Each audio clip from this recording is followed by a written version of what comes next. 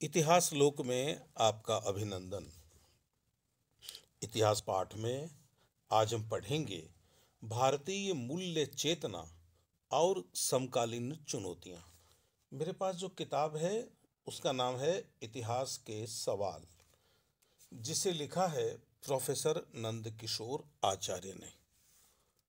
आचार्य लिखते हैं, भारतीय चित्त और पश्चिमी चित्त में एक बुनियादी फर्क नजर आता है। पश्चिम नैतिक उत्कर्ष के अपने श्रेष्ठतम क्षणों में भी अधिक से अधिक मानव केंद्रित लगता है।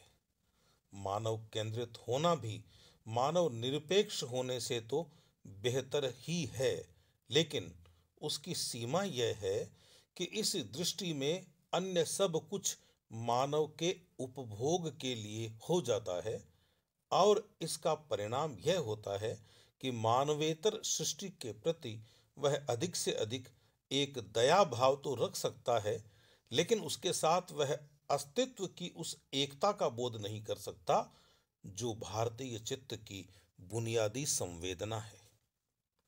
भारतीय चित्त और पश्चिमी चित्त में एक बुनियादी फर्क नजर आता है। पश्चिम नैतिक उत्कर्ष के अपने श्रेष्ठतम क्षणों में भी अधिक से अधिक मानव केंद्रित लगता है। मानव केंद्रित होना भी मानव निरपेक्ष होने से तो बेहतर है ही, लेकिन उसकी सीमा यह है कि इस दृष्टि में अन्य सब कुछ मानव के उपभोग के लिए हो जाता है और इसका परिणाम यह होता है कि मानवेतर सृष्टि के प्रति वह अधिक से अधिक एक दया भाव तो रख सकता है, लेकिन उसके साथ वह अस्तित्व की उस एकता का बोध नहीं कर सकता जो भारतीय चित्त की बुनियादी संवेदना है। भारतीय चित्त इसलिए मानव मूलक नहीं बल्कि समग्रता मूलक है और संपूर्ण मानवीय और मानवेतर सृष्टि के साथ एक अस्तित्वगत अद्वैत का संबंध अनुभव करता है। कर्मफल का सिद्धांत उसे केवल अन्य मनुष्यों के प्रति ही नहीं बल्कि संपूर्ण सृष्टि के प्रति उत्तरदायी बनाता है और इस उत्तरदायित्व की पृष्ठभूमि में संपूर्ण सृष्टि के अस्तित्व की एकता की भावना काम कर रही है। इसलिए यह स्वाभाविक लगता है कि सृष्टि की प्रत्येक चीज के साथ मनुष्य का रिश्ता एक मर्यादा से अनुशासित है और मर्यादा भंग का अर्थ है पाप, जिसका परिणाम अनिवार्यतः उसे भोगना होगा। महाभारत में पांडु के द्वारा मैथुन रत मृग के आखेट की कथा इस बोध का सुंदर उदाहरण है, जिसमें महाभारतकार के अनुसार पांडु को शाप इसलिए मिलता है कि शिकार करना उसकी मर्यादा में होते हुए भी जिस स्थिति में पांडु ने शिकार किया वह मर्यादा का उल्लंघन था। वाल्मीकि द्वारा व्याध को शाप का कारण भी क्रोंच का वध नहीं, क्योंकि वह तो उसके कर्म की मर्यादा में ही है, बल्कि यह है कि जिस स्थिति में व्याध ने क्रोंच का वध किया वह व्याध कर्म की अपनी मर्यादा का उल्लंघन करने वाला एक नृशंस कार्य था। जिस स्थिति में व्याध ने क्रोंच का वध किया वह व्याध कर्म की अपनी मर्यादा का उल्लंघन करने वाला एक नृशंस कार्य था। भारतीय चित्त मर्यादाहीन आचरण को ही अधर्म या पाप कहता है, लेकिन मर्यादा का आधार क्या है जिसे हम मर्यादा या धर्म सम्मत आचरण कहते हैं? उसकी कोई कसौटी भी है कि नहीं?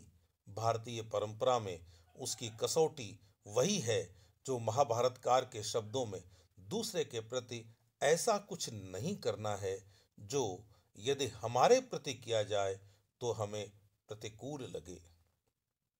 आत्मानां प्रतिकूलानि परेषां न समाचरेत। इस दूसरे में मानवेतर सृष्टि भी सम्मिलित है। इस कसौटी का आधार एक समग्रता मूलक अहिंसा बोध है जो संपूर्ण सृष्टि की तात्विक एकता के बोध का सामाजिक प्रतिफलन है। मर्यादाहीन आचरण ही हिंसा का दूसरा नाम है।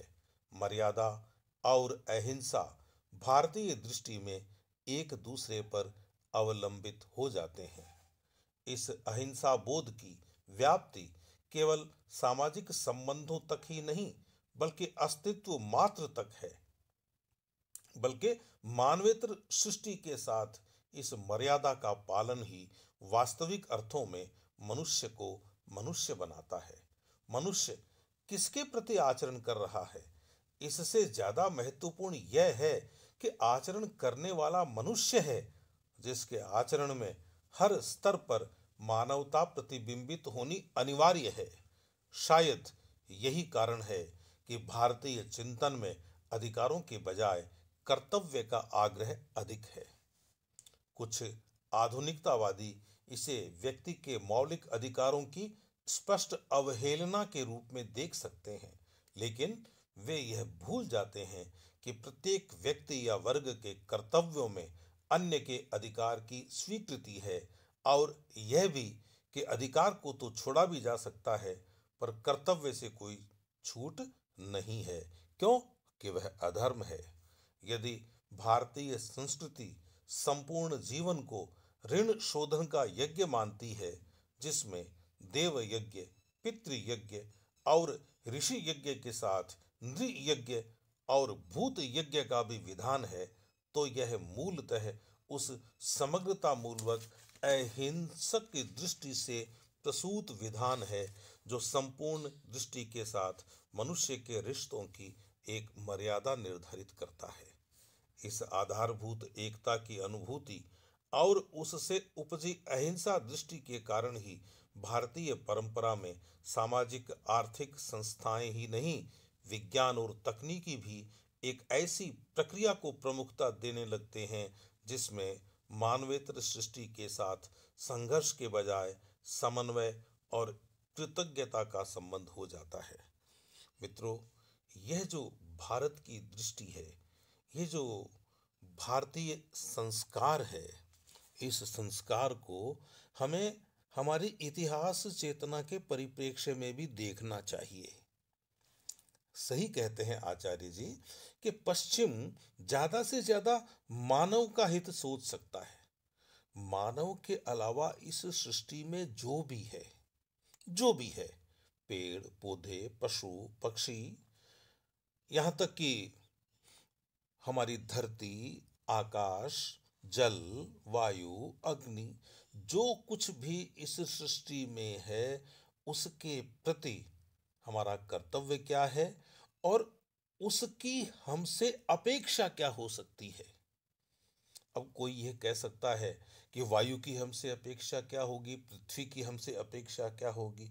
मित्रों, भारतीय चिंतन में चेतना का विस्तार इतना व्यापक है कि हमने हमने जहां तक संभव हो सका है, हर उस चीज में चेतना देखने की कोशिश की है जो अभिव्यक्त होती है।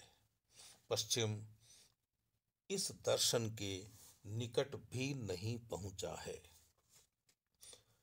आचार्य लिखते हैं आगे, भारतीय चित्त की बनावट और समाज की वर्तमान दशा को संभवतः गांधी जी ने सबसे बेहतर ढंग से समझा था। उन्होंने यदि आधुनिक सभ्यता को अधर्म कहा तो इसका कारण यही था कि यह सभ्यता हिंसा के विभिन्न रूपों पर आधारित है और अपनी प्रक्रिया में उन्हें और पुष्ट भी करती है।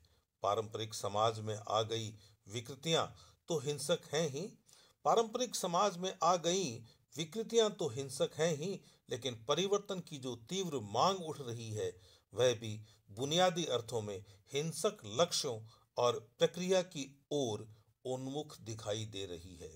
एक ओर सामाजिक जीवन को निरंतर अर्थ और सत्ता के नियंत्रण में लाया जा रहा है, तो दूसरी ओर स्वयं राज व्यवस्था और अर्थव्यवस्था हिंसक प्रवृत्ति की ओर उन्मुख है, क्योंकि दोनों केंद्रीकरण की समर्थक हैं और केंद्रीकरण अनिवार्यतया स्वतंत्रता का दमन करता और अपने अंतर्गत रहने वाले नागरिकों के मनों को हिंसक बनाता है, जो एक ओर अलगाववाद और उग्रवाद में बदलता है तो दूसरी ओर राज्य के सर्वसत्तावाद में। आधुनिक प्रौद्योगिकी भी प्रकृति के साथ एक अनिवार्य हिंसक रिश्ता रखती है। वह मानवेतर सृष्टि तो क्या, स्वयं मनुष्य के साथ भी कोई लगाव नहीं रखती।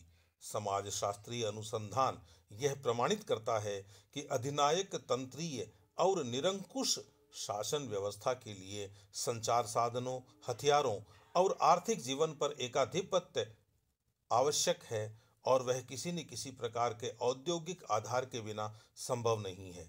यदि ऐतिहासिक भौतिकवाद की इस मूल प्रतिज्ञा को ध्यान में रखा जाए कि उत्पादन के उपकरण ही समाज संरचना का मूल कारण बनते हैं, तो इस बात की अनदेखी नहीं की जानी चाहिए कि हिंसक मनोवृत्ति और केंद्रीकृत व्यवस्था वाली तकनीकी पर आधारित समाज संरचना भी अनिवार्यतः केंद्रीकरण की ओर उन्मुख होती है।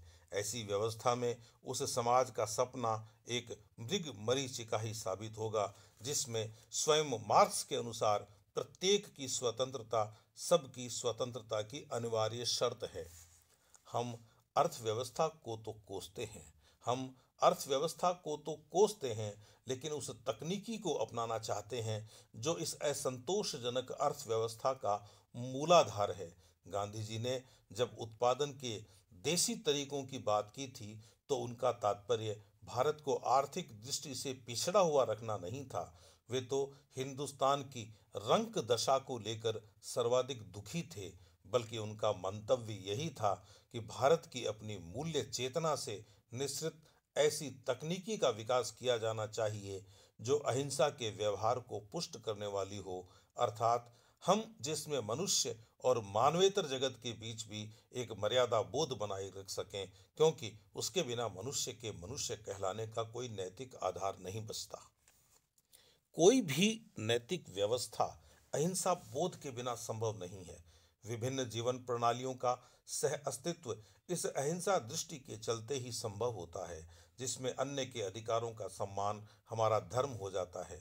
भारतीय समाज आज भी गहरे स्तरों पर सृष्टि की तात्विक एकता और मानवेतर सृष्टि तक के प्रति अपने उत्तरदायित्व का बोध करता है। यद्यपि तात्कालिक राजनीतिक आर्थिक व्यवहार ने इस बोध में बहुत दरारें पैदा कर दी हैं। इसी बोध ने अहिंसक संघर्ष किया था, जिसने देश में नए जीवन का संचार किया, लेकिन आजादी मिलने के बाद जिस आर्थिक राजनीतिक व्यवस्था का विकास हुआ है, वह अपनी मूल प्रेरणा और प्रक्रिया में अहिंसक नहीं है। इस कारण समस्याओं का पुंज जटिल और विकराल होता गया है। आज भारतीय समाज जिन चुनौतियों का सामना कर रहा है, उनके समाधान की दिशा एक समग्रतामूलक अहिंसा बोध में ही हो सकती है। अहिंसा अपने सूक्ष्मतर और व्यापकतर अर्थों में। यह बहुत संभव है कि इस दृष्टि से विकसित की जाने वाली संस्थाओं में कुछ कमियां रह जाएं और कालांतर में उन्हें संशोधित करना पड़े, लेकिन मूल बात यह है कि हमारी दिशा क्या है और वह हमारे लोक चित्त की बनावट के अनुकूल है या नहीं, क्योंकि उसके बिना कोई भी समाधान द्वंद्व ही पैदा करता है।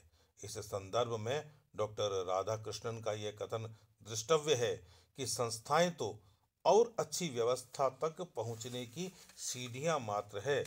यह ठीक है कि असंभव पूर्णता की खोज में हमें अपने आप को खो बैठने की जरूरत नहीं है। फिर भी अपूर्णता को हटाने और आदर्श की ओर बढ़ने के लिए हमें निरंतर प्रयत्नशील रहना चाहिए। इस संदर्भ में डॉक्टर राधाकृष्णन का यह कथन दृष्टव्य है कि संस्थाएं तो और अच्छी व्यवस्था तक पहुंचने की सीढ़ियां मात्र हैं। यह ठीक है कि असंभव पूर्णता की खोज में हमें अपने आप को खो बैठने की जरूरत नहीं है। फिर भी अपूर्णता को हटाने और आदर्श की ओर बढ़ने के लिए हमें निरंतर प्रयत्नशील रहना चाहिए। सीधी सी बात है, डॉक्टर राधाकृष्णन ये कहना चाहते हैं कि भाई आपने कोई संस्था बना ली, तो इसका मतलब यह नहीं है कि यह संस्था पूर्ण हो गई है या इसमें सुधार की कोई गुंजाइश नहीं है। ठीक है, अपने वर्तमान रूप में जो संस्था आपने बनाई है, आपने का मतलब यहाँ पूरे समाज से है, पूरी पूरी जनता से समझ लीजिए इसको आप। तो ये जो समाज संस्थाएं बनाता है, वे संस्थाएं जरूरी नहीं कि परिपूर्ण हों, लेकिन अपने समय में उनसे अच्छा कोई विकल्प नहीं हो सकता, इसलिए हमने उन संस्थाओं को अपना लिया है। लेकिन इसका मतलब यह नहीं है कि उनमें सुधार नहीं हो सकता, वे और अच्छी हो सकती हैं। लेकिन डॉक्टर राधाकृष्णन यह भी कहते हैं कि उन संस्थाओं को पूर्णता की ओर ले जाने के लिए ही हम अपने आप को खपा दें और उस संस्था के अंतर्गत काम करते हुए आगे नहीं बढ़े, यह भी ठीक नहीं है। वे शायद ये कहना चाहते हैं कि जो भी संस्थाएं हमारे सामने उपलब्ध हैं, जो भी विकल्प हमारे सामने उपलब्ध हैं, जो भी श्रेष्ठतम विकल्प हमारे सामने उपलब्ध हैं, हम उन विकल्पों को अपनाते हुए अपनी गति से आगे बढ़ते चलें। हमें और अच्छे विकल्प मिलेंगे और हम ज़्यादा अच्छा कर सकेंगे। सभ्यता में प्रगति की परख इस बात से की जाती है कि ऐसे अवसर कितने आए और वे किस ढंग के थे जिन पर नियम का अपवाद करने की छूट दी गई। तो मित्रों, यह था आज का इतिहास पाठ। फिर मिलेंगे। नमस्कार।